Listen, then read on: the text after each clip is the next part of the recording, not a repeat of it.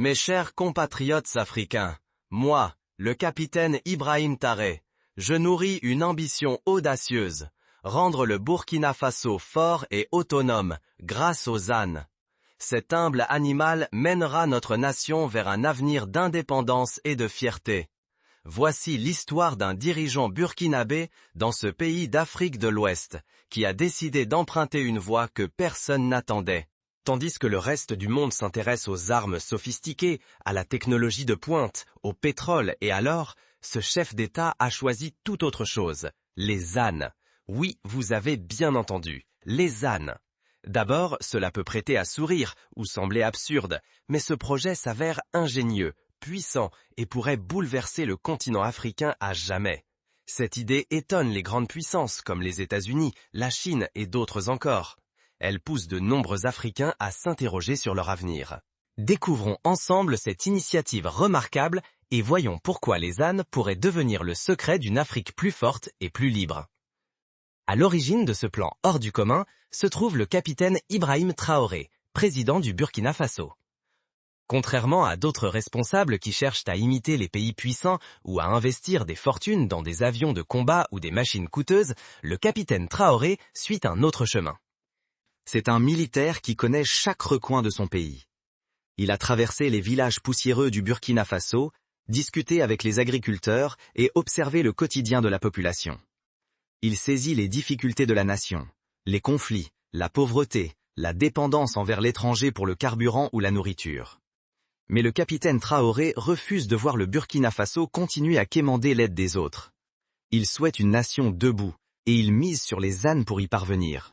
Vous vous demandez sans doute pourquoi avoir choisi les ânes et non des chars, des avions ou des gadgets sophistiqués. La réponse est à la fois simple et lumineuse.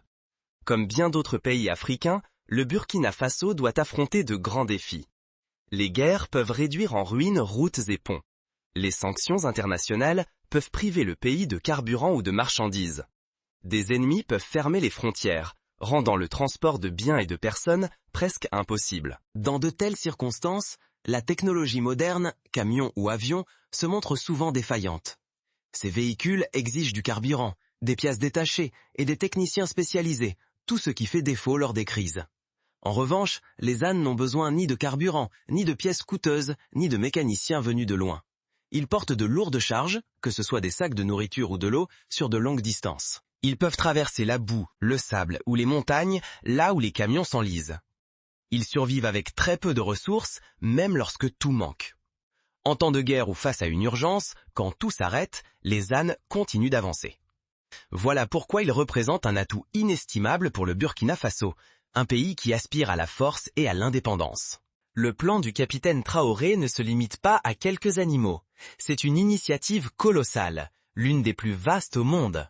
D'immenses territoires du Burkina Faso sont transformés en zones d'élevage d'ânes. Des champs entiers servent désormais à élever des millions d'animaux robustes. L'État construit des centres vétérinaires pour garantir la bonne santé et la vigueur des ânes.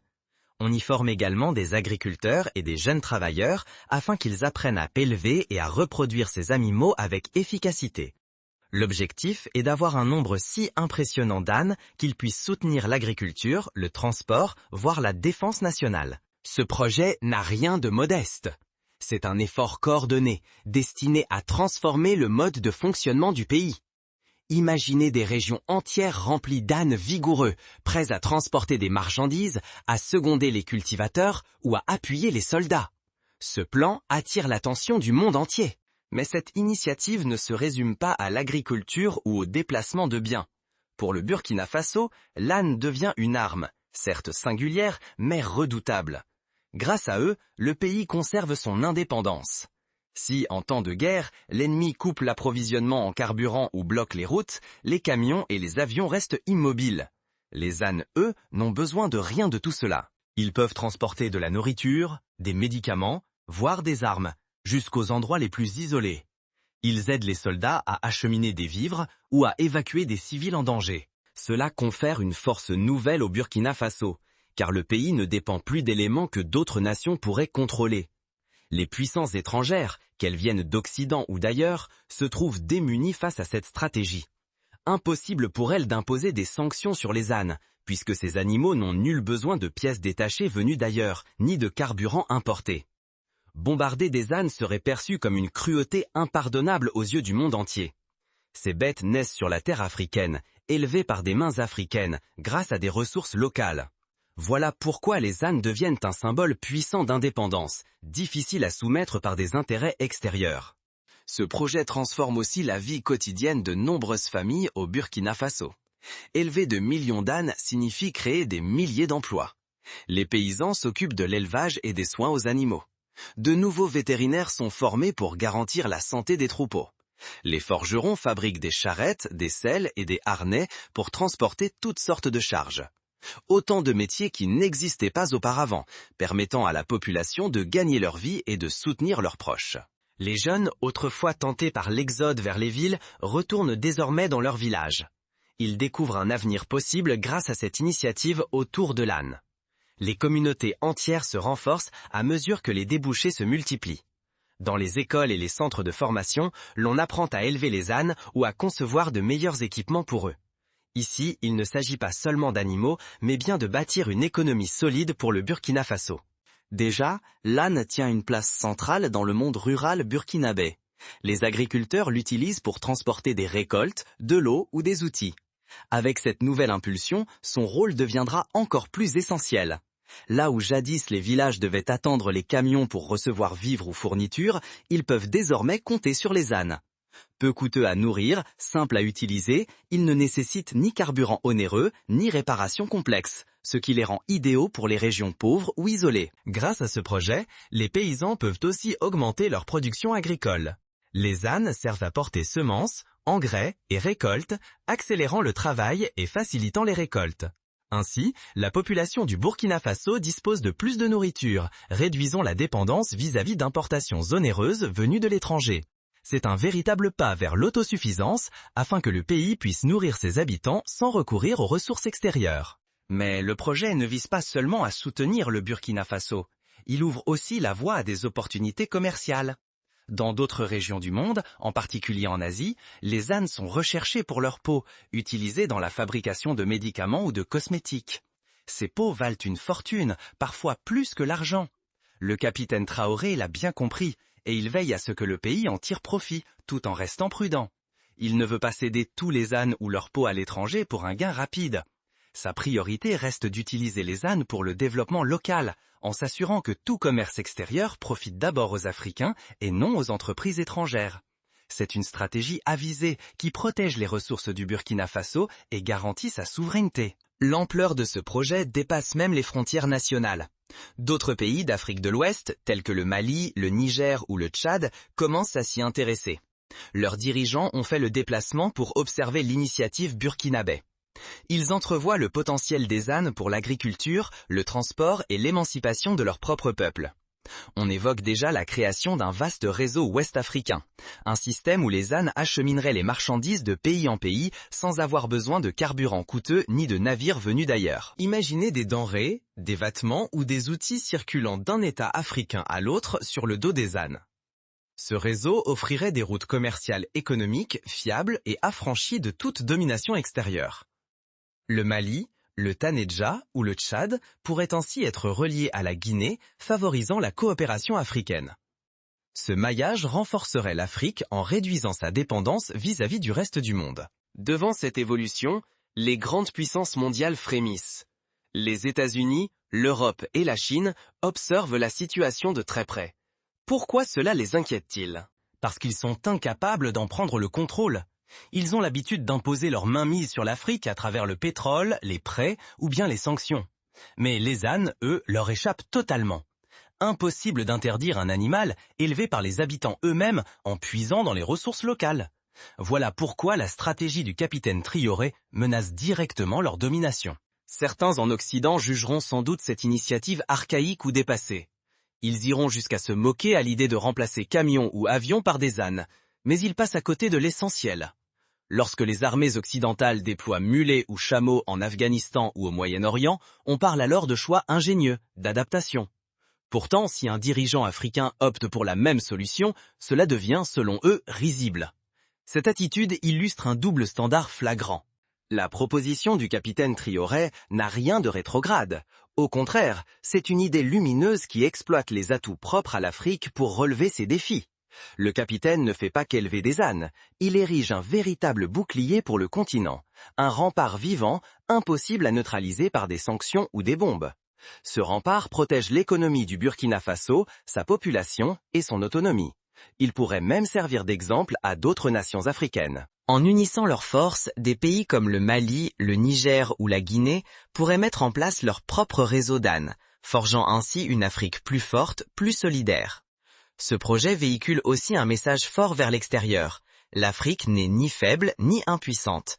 Elle est capable de trouver ses propres solutions avec ses propres ressources et sa créativité. Les ânes semblent modestes, mais ils incarnent la ténacité. Ils prouvent que l'Afrique peut tenir debout, même face aux adversaires les plus puissants. Ce projet d'âne dépasse largement le cadre d'une simple politique gouvernementale. Il s'agit d'un appel à l'action lancé à tous les Africains. Si vous êtes agriculteur, vous pouvez participer en élevant ou en soignant les ânes. Si vous êtes ingénieur, inventez des charrettes ou des harnais innovants pour accroître leur efficacité. En tant qu'enseignant, transmettez aux jeunes l'importance de cette initiative. Et si vous dirigez un autre pays africain, inspirez-vous du Burkina Faso et lancez votre propre programme. Chacun a un rôle à jouer. C'est une occasion de bâtir un avenir où l'Afrique maîtrisera sa propre alimentation, ses transports et ses échanges. Une chance de s'affranchir de la tutelle étrangère et de prouver au monde de quoi les Africains sont capables. La vision du capitaine Traoré est une étincelle, mais pour qu'elle devienne un incendie illuminant tout le continent, il faut la volonté de tous. Le projet des ânes est conçu pour fonctionner aussi bien en temps de paix qu'en période de crise. En temps calme, les ânes aident les cultivateurs à transporter les récoltes, acheminer de l'eau vers les villages ou encore acheminer des marchandises vers les marchés.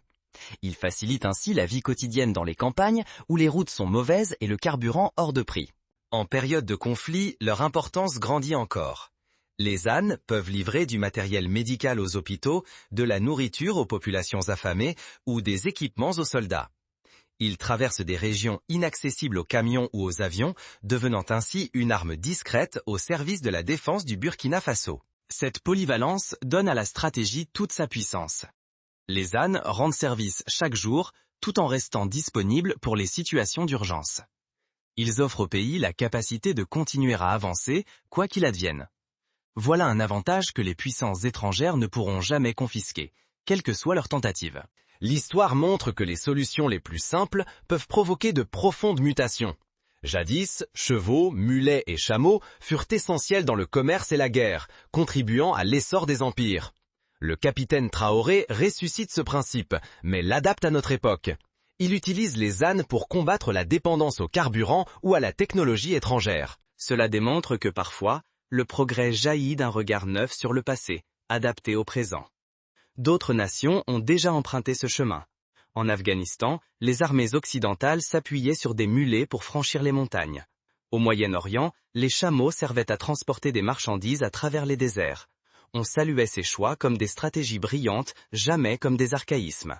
Le capitaine Traoré fait exactement la même chose, mais pour l'Afrique. Il prouve que les idées anciennes peuvent redevenir révolutionnaires lorsqu'elles sont appliquées intelligemment dans le contexte d'aujourd'hui. À travers le globe, ce projet suscite des réactions contrastées. Sur le continent africain, l'enthousiasme est palpable. La jeunesse acclame le capitaine Traoré, le considérant comme un visionnaire, un meneur qui ose penser autrement et expérimenter des voies inédites. Beaucoup voient en lui un défenseur de la liberté et de la dignité africaine. Agriculteurs, ouvriers et étudiants se rassemblent derrière lui, prêts à s'engager dans la révolution des ânes. Ailleurs sur la planète, les avis divergent. Certains pays occidentaux réagissent avec perplexité, voire condescendance. Ils peinent à saisir l'importance des ânes, habitués à mesurer la puissance à l'aune de l'argent, de l'armement ou de la technologie. D'autres, comme la Chine, observent la situation avec attention. Ils pressentent un potentiel commercial, notamment pour les peaux d'âne, et souhaitent s'y associer. Toutefois, le capitaine Traoré veille à ce que chaque accord privilégie d'abord les intérêts africains. Bien sûr, ce plan ne fait pas l'unanimité. Quelques voix en Afrique le jugent trop simpliste ou dépassé. Selon elles, le Burkina Faso devrait miser sur la technologie moderne. Elles craignent que l'emploi des ânes renvoie une image rétrograde ou affaiblie du continent. Pourtant, ces critiques passent à côté de l'essentiel. Ce projet n'est pas un retour en arrière, mais une façon d'utiliser les ressources locales pour bâtir un avenir plus solide. La mise en œuvre de ce plan comporte de nombreux défis. Élever des millions d'ânes exige du temps, des moyens financiers et beaucoup d'engagement. Les autorités doivent garantir la santé et la nourriture des animaux, former suffisamment de personnes pour s'en occuper et protéger l'initiative contre des ingérences étrangères, en particulier de sociétés tentées d'en profiter. Face à ces obstacles, le capitaine Traire affiche une détermination inébranlable. Il avance, convaincu que ce projet mérite qu'on s'y investisse. Quelle perspective pour cette initiative autour des ânes? En cas de succès, elle pourrait transformer l'Afrique pour toujours. Le Burkina Faso deviendrait pionnier d'une économie nouvelle, fondée sur l'autonomie et les ressources locales. D'autres pays africains pourraient suivre ce modèle, en créant à leur tour leurs propres réseaux et systèmes d'échange. Cela ouvrirait la voie à une Afrique plus forte, soudée, affranchie de l'emprise extérieure. L'expérience pourrait aussi susciter une vague d'autres idées novatrices. Si les ânes peuvent résoudre de grands problèmes, que reste-t-il encore à découvrir parmi les solutions simples et locales? Le plan du capitaine Traire rappelle que l'Afrique n'a pas besoin d'imiter l'Occident ou quiconque. Elle peut tracer sa route en s'appuyant sur ses propres atouts. Ce projet d'âne dépasse largement le cadre du Burkina Faso. Il lance un message au reste du monde: l'Afrique est prête à prendre en main son destin, à exiger respect et souveraineté, à démontrer qu'elle peut gérer ses difficultés à sa manière. Le capitaine Traire ouvre la voie. Mais il lui faut l'appui de tous les Africains pour concrétiser ce rêve. Alors, quelle sera votre décision? Serez-vous de ceux qui se moquent de l'idée, ou parmi ceux qui reconnaissent sa force? Attendrez-vous que d'autres prennent l'initiative, ou rejoindrez-vous cette révolution? Le choix vous appartient, mais une chose est certaine, le monde a les yeux tournés vers l'Afrique, qui est en pleine ascension. Ensemble, soutenons ce projet. Inspirons-nous-en, œuvrons à bâtir un continent plus uni et plus libre. Merci d'avoir écouté ce récit. S'il vous a touché ou interpellé, partagez-le avec vos proches, discutez-en autour de vous. Diffusons la vision du capitaine Traire et sa signification pour l'Afrique. Restez informés grâce à des médias fiables, comme celui-ci, qui racontent la réalité de notre continent. Unis, nous pouvons apprendre, progresser et rendre l'Afrique plus forte. C'est une histoire d'espoir, d'endurance et d'ingéniosité. Une histoire où un animal modeste pourrait déclencher une grande transformation. Non sous-estimons ni la portée, ni la puissance de l'Afrique. Merci d'avoir été des nôtres ce soir. Continuons à travailler pour un avenir radieux.